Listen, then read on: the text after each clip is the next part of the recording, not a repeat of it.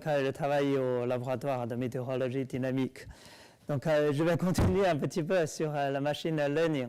Et en fait, j'utilise à peu près le même algorithme qu'Aurélie. Donc j'utilise aussi Random Forest. Mais je l'ai utilisé dans un objectif complètement différent. C'était pour plutôt optimiser la projection du changement climatique. Donc on a un ensemble de modèles. Donc vous savez, on a une trentaine de modèles de la communauté internationale. Et chacun prévoit un résultat. Donc notre hypothèse, c'est que voilà, on va essayer de combiner les 30 modèles. En fait, il y en a 24. J'en ai utilisé 24. Donc on utilise les 24 modèles pour avoir une projection optimale. Alors pour faire ça, on va utiliser donc un algorithme de machine learning. Et à l'occurrence, c'est un arbre de décision. Donc, comme Aurélie l'a parfaitement démontré, donc c'est donc un arbre de décision, mais à multiples. Donc, je ne me contente pas d'un seul arbre de décision. Voilà, j'utilise une forêt. Donc, en conséquence, donc j'ai un random forest. Donc voilà. Donc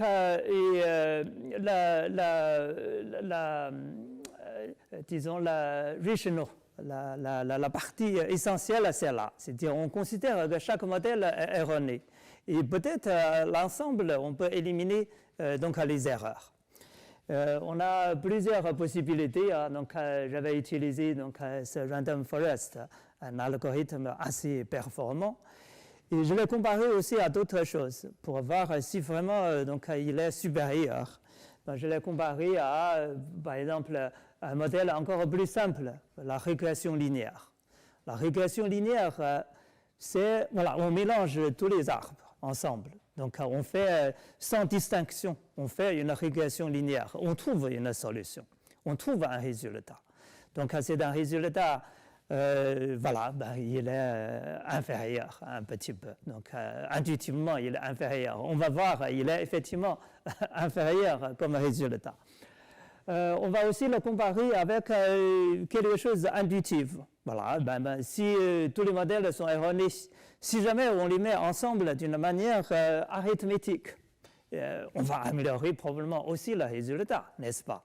Et ce schéma intuitif, il est bien évidemment de l'ordre de supériorité, il est derrière. Donc on va voir, on a donc la RF qui est plutôt bien. La régression linéaire, il est pas mal. Et puis la AM, la moyenne arithmétique, n'est pas géniale. Donc on va obtenir un petit peu un résultat donc, dans ce sens. Voilà, donc ici, donc, ce sont les 24 modèles que j'utilise. Donc voilà, donc, il y a deux donc, modèles de Météo France et du CERFAX. Donc il y en a un modèle IBSL, donc on a 3 donc modèles français, donc au total on en a 24. Donc alors comme variable climatique, donc je regarde donc la température. Donc, il y a 3 paramètres température, donc la température moyenne et la température maximale de la journée et minimale de la journée. Et je regarde aussi la précipitation, donc la précipitation moyenne. Et je regarde aussi 2 paramètres qui indiquent la précipitation extrême. Donc, un paramètre qui est la précipitation donc, dans 5 jours consécutifs. Voilà, s'il arrive 5 jours consécutifs, c'est déjà pas mal. Ça peut être un événement extrême. Donc, je regarde aussi la précipitation totale au-delà d'un seuil. Donc, au-delà du 95e percentile. Donc, la 95e percentile, c'est un événement assez rare. Donc, 5% de chance que ça arrive. Donc, c'est un événement rare. Voilà, donc j'utilise les 6 paramètres pour travailler. Voilà, donc la cible, c'est effectivement donc, c'est la Chine, donc, sur l'ensemble donc, du territoire chinois. Donc, j'ai travaillé avec les collègues chinois. Donc, le travail a été fait essentiellement par une jeune fille chinoise. Donc, elle a travaillé en Chine. Donc, moi, j'ai suivi le travail un petit peu loin. Donc, je ne connais pas tous les détails techniques. Voilà. Donc, les paramètres sont calculés sur les grilles d'origine. Et ensuite, on a fait une interpolation sur une grille régulière, 1 degré sur 1 degré. Alors, donc, 1 degré sur l'ensemble du territoire chinois, on a à peu près donc 9000, on a à peu près 1000 points. Donc, vous pouvez avoir une estimation sur la superficie du territoire chinois. Donc, donc voilà, donc 1 sur 1 degré, c'est à peu près 10 000 km². Donc, on a à peu près 1000 points. Donc, voilà, il y a à peu 10 millions de km² sur l'ensemble du territoire chinois. Voilà, donc on va utiliser cette manière-là pour travailler. Alors, donc, voilà, donc ça, ce sont les simulations SIMIP 6, les 24 modèles. Et on a absolument besoin d'une observation. Donc, s'il n'y a pas d'observation, ben, je suis désolé, on ne peut rien faire. Donc, on ne peut pas faire la machine learning parce qu'on ne peut pas entraîner donc, le modèle. Alors, donc, voilà, on sépare la période historique. Bon, pour la période historique, on fait tout d'abord une période d'entraînement.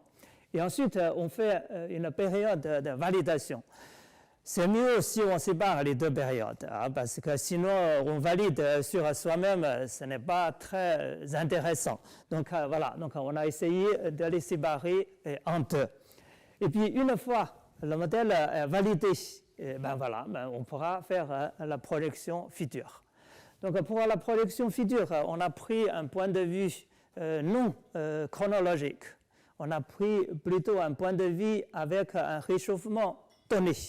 C'est-à-dire, on va travailler sur 1,5 degré du réchauffement global. On a travaillé sur 2 degrés du réchauffement global. En fait, on a travaillé aussi sur 3 degrés du réchauffement global. Parce que 1,5 degré, c'est impossible. Donc, on sait qu'on est pratiquement atteint. Donc, il n'a pas beaucoup de sens. Mais dans le passé, c'est encore valable si on travaille à 1,5 degré. Alors, je dois avouer qu'on a fait aussi une correction de biais pour AM. Parce que AM, donc, c'était simplement une moyenne arithmétique. Donc, il n'y a pas d'apprentissage. Donc, elle ne connaît pas la réalité.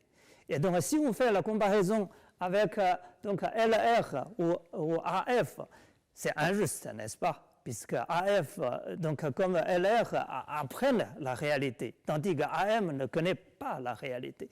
Voilà, donc je fais une correction seulement pour AM, pour que les 3 schémas puissent être comparés sur un même niveau. Voilà, donc c'est... Voilà, bon, la régression linéaire, je pense que c'est assez simple. Donc, les 24 modèles, eh ben, je fais une régression linéaire. Je trouve une relation donc, linéaire et point final.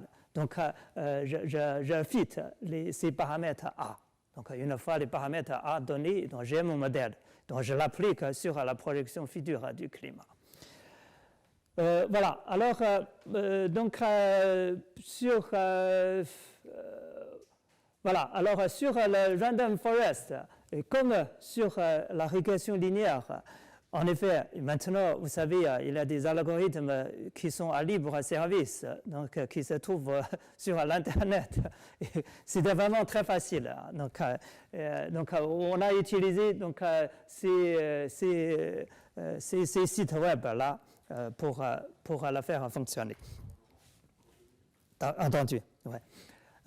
Voilà, alors donc ici, donc, c'est une explication pour comment ça fonctionne, donc RF, je pense, après l'exposé d'Aurélie, je pense que ce n'est plus nécessaire. Donc tout à l'heure, je pense que Caroline a demandé comment obtenir donc, l'importance des propriétés, des feature importance. Là, je pense que c'est très important. Donc il y a effectivement plusieurs manières de la qualifier. Donc on pourra en parler. Donc il y en a une manière qui n'est pas très juste. Il y a encore une autre manière qui est plus donc, adéquate. Voilà. Alors donc Non, je suis allé trop vite, même avec 2 minutes. Je pense que je peux présenter un petit peu. Donc ça, c'est une validation. Donc sur les 6 paramètres là. Donc là, c'est les schémas AM. Ça, c'est LR. Ça, c'est RF. Donc ce sont les erreurs sur la période de validation. Donc on peut voir que l'erreur est plus importante là, un peu moins importante ici. Et la minimale dans ce cas RF. Voilà, donc c'est à peu près tous les paramètres, c'est comme ça. Ainsi, donc on va pouvoir faire la projection. Donc voilà, la projection, donc vous voyez, donc on a présenté RF, donc pour paramètre température, paramètre précipitation. Donc AF 1,5 degrés, AM 1,5 degrés, RF 2 degrés, AM 2 degrés. Et puis là, c'est une différence. C'est une différence entre Random Forest et AM. Donc il y a quand même beaucoup de différences. Hein. Donc RF semble capturer les structures plus fines. Donc ça, c'est une surprise. Hein. Donc AF est capable d'apprendre à partir des données plutôt à haute résolution des structures fines. Donc ça, je pense, c'est assez surprenant, mais bon, c'est bien. Donc c'est bien si on a un peu plus. Voilà, donc bon, ça, ce sont les conclusions. Je pense que c'est inutile de la répéter ici. Donc je résume. Donc la RF améliore les choses. RF est capable d'apprendre les features, donc les propriétés souhaitées. Donc dans ces exercices, donc je dirais d'utiliser des simulations climatiques d'ensemble, c'était plutôt une réussite. Voilà. Donc, je vais m'arrêter ici. Donc, merci bien. Merci beaucoup, Laurent. Merci beaucoup, Laurent. Vous avez des questions pour Laurent? Oui, merci, Laurent. Il y a quelque chose que je n'ai pas compris, c'est comment tu sais que ta projection climatique est bonne. Tu dis qu'elle capture des plus petites features, mais ça peut être juste du bruit, enfin, lié à la manière... comment tu différencies... Enfin, est-ce que tu as validé le fait que cette approche donnait la bonne projection climatique? Oui, alors, bon, on n'est pas sûr, hein, parce que pour aller encore une fois, donc, comme Aurélie tout à l'heure a dit, donc pour les problèmes de machine learning, on a un problème d'interprétation. C'est très, très souvent le cas. Alors ici, on pense que les données sur lesquelles l'apprentissage a eu lieu est de haute résolution. Donc ainsi, on a pu capturer des structures réalistes. C'est une spéculation encore. Donc on n'a aucune encore preuve pour dire que c'était bien ça. Donc voilà, ça reste encore une spéculation. Oui, Laurent. Voilà. Au début, tu as dit bon, les erreurs sont distribuées aléatoirement, mais ça, c'est une hypothèse que tu fais. C'est-à-dire que tu fais l'hypothèse qu'il y a la vérité au milieu, la nature, et puis les modèles sont distribués autour de la nature. Sauf qu'il est fort probable qu'il y a la vérité là, et puis tous les modèles sont distribués ailleurs, autour d'un truc qui n'est pas du tout la vérité. Dans ce cas-là, faire tout ce que tu veux, moyenne arithmétique, random forest, ça ne te ramènera jamais près des observations. Donc après, tu peux considérer avoir une autre approche et dire... les observations comme les modèles appartiennent à une distribution et puis finalement je les traite de la même manière. Il y a d'autres techniques qui... Mais ma question, c'est pas ça, c'est en fait tu pourrais utiliser un des modèles comme la vérité. Et là tu serais capable de quantifier exactement si tu te...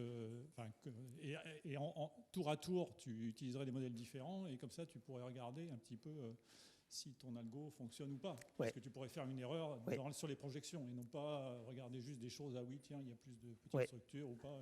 Absolument. La machinerie, c'est très facile à faire. Tout à fait. Là, je pense que c'est une approche absolument, il faut passer par là. Je pense que pour ce genre de choses, c'est idéal pour le faire. Et on appelle ça, effectivement, comme tu dis, un modèle parfait. Je ne sais pas pourquoi en anglais, on dit imperfect model. Je ne comprends pas pourquoi on parle donc imperfect model, mais en fait, ça veut dire un modèle parfait. Voilà, donc, mais oui, c'est quelque chose, je pense, absolument important. je suis d'accord. Oui. Il faut le faire. D'autres questions pour Laurent? Très bien, merci beaucoup Laurent. Merci.